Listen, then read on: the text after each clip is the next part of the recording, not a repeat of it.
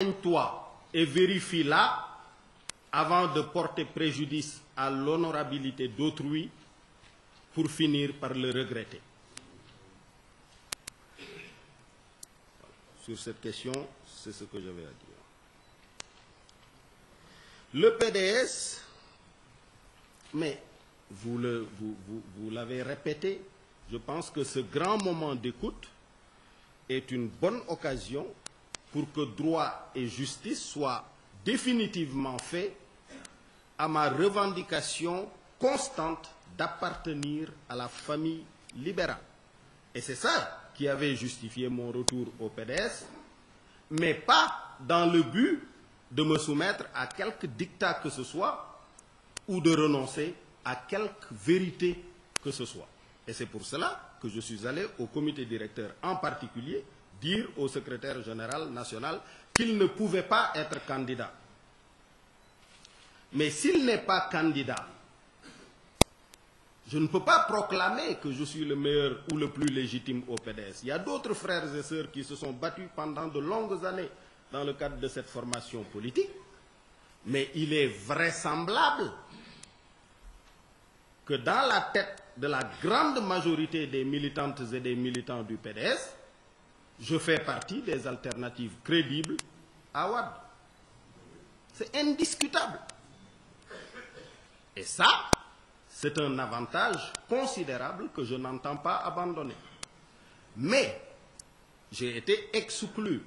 Vous savez, j'ai reçu chez moi hier ou avant-hier une parlementaire PDS qui m'a dit, vous savez ce que nous nous disons entre nous, que Idrissa a été exclu par le comité directeur, où le PDS est minoritaire.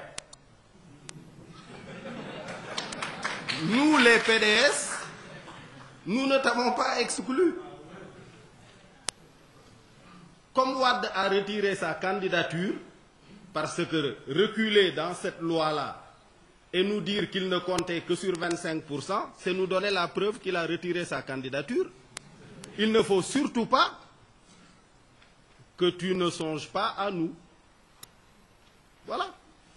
Vous savez, des discussions importantes sont en cours dans cette direction-là. Maintenant, pour ne pas revenir sur cette question, le cadre politique dans lequel s'inscrit mon action, ce sont les formations politiques qui ont porté ma candidature en 2007. Vous savez, nous avions créé un parti politique et le Premier ministre de l'époque, avec tout son gouvernement, qui est maintenant dans l'opposition, était allé à la télévision dire que le parti n'a pas le droit de porter le nom Réumi et a installé une polémique. Donc c'est pour cela, alors que le parti était légalement constitué et n'avait fait que faire un congrès pour changer son nom et sa direction. Et le gouvernement avait dit non, vous n'avez pas le droit de vous appeler Réumi. Alors appelez-vous autrement si vous voulez, et ça avait installé cette polémique. Peut-être que cette fois-ci, je vais refaire la même chose sans changer de nom de parti. Mais je suis ancré dans la famille libérale. Mais maintenant, techniquement et juridiquement, j'utiliserai un cadre politique légal approprié. Je ne toucherai pas à un nom ni rien du tout pour éviter qu'on me dise tu n'as pas le droit. Mais je suis campé dans la famille libérale. Je veux la réorganiser. Je veux que l'ensemble des souillures qui ont falsifié l'image du libéralisme soient lavées pour que le temple redevienne apte à la prière.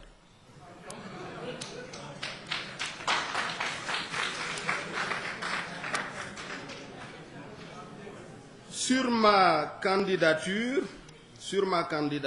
vous m'avez demandé de revenir là-dessus en français. Je faisais une boutade aux gens. J'ai dit que je vous ai déjà dit que Wade, qui est le 3e président de la République, ne peut plus être candidat. C'est anticonstitutionnel et c'est devenu politiquement et socialement difficile parce qu'il n'évalue pas ses chances électorales à plus de 25% lui-même. Donc, il s'est déclaré battu. Et moi, j'ai toujours dit que je souhaitais, par la grâce de Dieu et la volonté des Sénégalais, être le 4e président de la République. Entre ces deux déclarations, il n'y a pas beaucoup de choix que d'être candidat.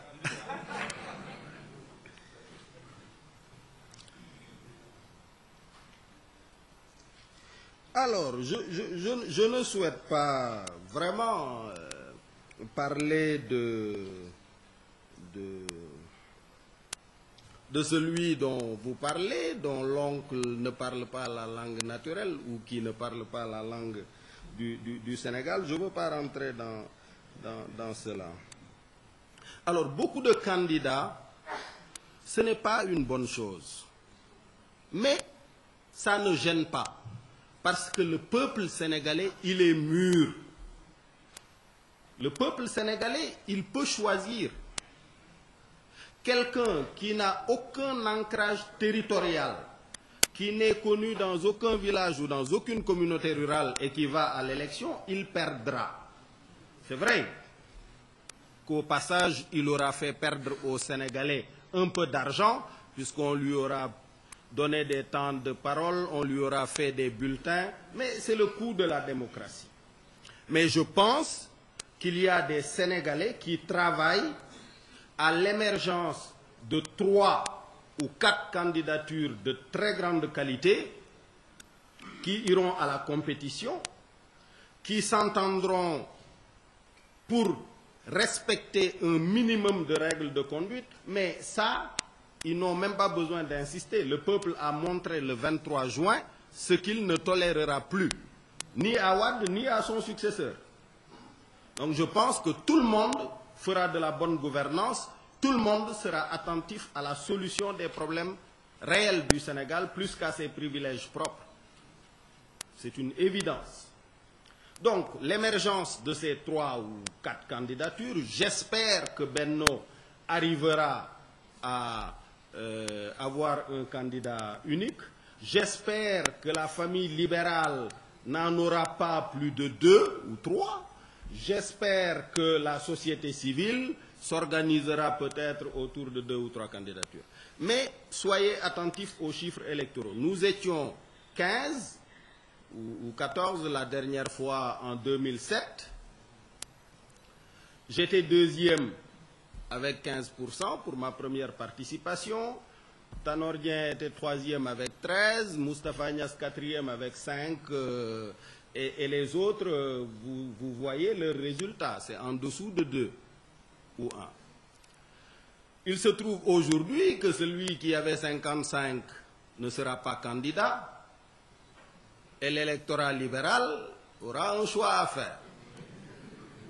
Et le choix n'est pas très diversifié. C'est entre Idrissa Seck, qui est resté constant et campé dans la famille libérale, et Macky Sall, qui est allé à Benno. Le choix est clair. Monsieur le Premier ministre, vous qui avez eu à gérer des fonds politiques, comment appréciez-vous cette situation? Est-ce que selon vous, c'est légal qu'un président de la République puisse prendre l'argent des fonds politiques et en acheter un terrain privé? Je vous remercie. tey suba dañu lire ci presse bi ñu ne les durs du pouvoir, c'est-à-dire ñuy woowee les faucons ñi metti ñi daal dañu indi ay mercenaires jële leen Ghana ak Nigéria pour ñu am nañu def ak certains leaders de l'opposition ak aussi presse bi nga xam ni jugé nañu ne sous événement 23 juin ak le 27 bi bu mettee presse bi moo ci dugal loxo moo tax yow léegi lan nga xalaat ci loolu nga xam ni nee nañ am nañu ko def ci pouvoir bi pour rien que pour intimider les journalistes ñu ngi lay gërëm. D'en parler qui est illégal. Les fonds politiques ne s'appellent pas fonds politiques, ils s'appellent fonds secrets. C'est défini par la loi, c'est voté par l'Assemblée nationale et c'est par définition secret. Ça veut dire qu'on n'en parle pas.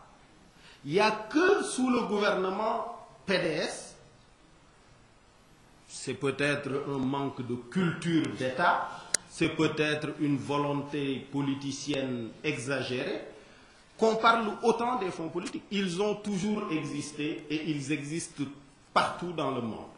Mais vous n'en entendez pas parler, puisque précisément c'est secret. Quand est-ce qu'on a commencé à en parler? Dans sa volonté de me détruire au profit d'un fils biologique, le système avait ajouté, lors du vote de la résolution à l'Assemblée nationale, des comptes bancaires de fonds politiques disant que je n'en avais pas parlé. Voilà, c'est ça l'origine. Et j'en ai parlé devant le juge, résultat, non-lieu total. Donc, c'est une question dont on ne doit pas parler, sauf si le président de la République, comme il l'avait fait à l'occasion du fameux rapport de l'IGE qui m'avait incriminé, en le déclassifiant, s'il prenait les dispositions légales et réglementaires pour rendre publique cette comptabilité, là, il deviendrait légal d'en parler.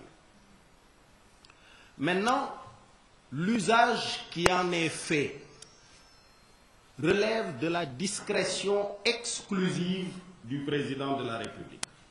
C'est lui qui choisit l'utilisation, les destinataires. Et c'est lui qui affecte, qui alloue. Donc, du point de vue légal, on ne peut pas discuter de l'affectation qu'il en fait. Mais du point de vue moral et même politique, on peut considérer que l'achat d'un terrain privé pour soi n'est pas la meilleure destination. Il y a d'autres sujets, d'autres préoccupations qui devraient être gérées sur la base de ces fonds secrets. Voilà. C'est ça ma réponse. Sur la dernière question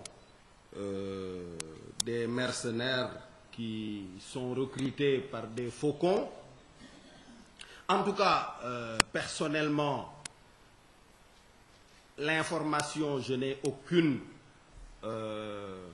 confirmation la concernant, mais ça reste possible. Pour quelqu'un dont la maison a été attaquée en plein jour par des mercenaires et des nervis, sans suite, dans une impunité totale, je considère que c'est quelque chose qui est possible. Mais cela déclencherait une instabilité et une violence permanente. J'espère que ceux qui en ont l'idée l'abandonneront au plus vite. Parce que ce n'est pas admissible que les gens soient agressés pour la défense de leur position. Et de ce point de vue, d'ailleurs, je tiens à préciser que je suis totalement d'accord avec le général Mansour Seck quand il dit qu'il n'appartient pas à l'armée de faire la police. On a recours à l'armée dans les cas où la défense de l'exercice d'une liberté publique ou d'une liberté d'un citoyen ne peut pas être assurée par les seules forces de police et de gendarmerie. Dans ce cas-là, on peut recourir à l'armée pour défendre l'exercice de cette liberté. Mais pour la protection de privés, les opérations de police courantes, l'armée n'a rien à voir là-dedans. Et j'insiste là-dessus, laissons l'armée dans ses casernes. Et ça s'adresse à tous les acteurs de la classe politique. Depuis l'indépendance, le Sénégal est l'un des rares pays à n'avoir jamais connu de pouvoir militaire. Il ne faudrait pas que les gens s'amusent avec les institutions.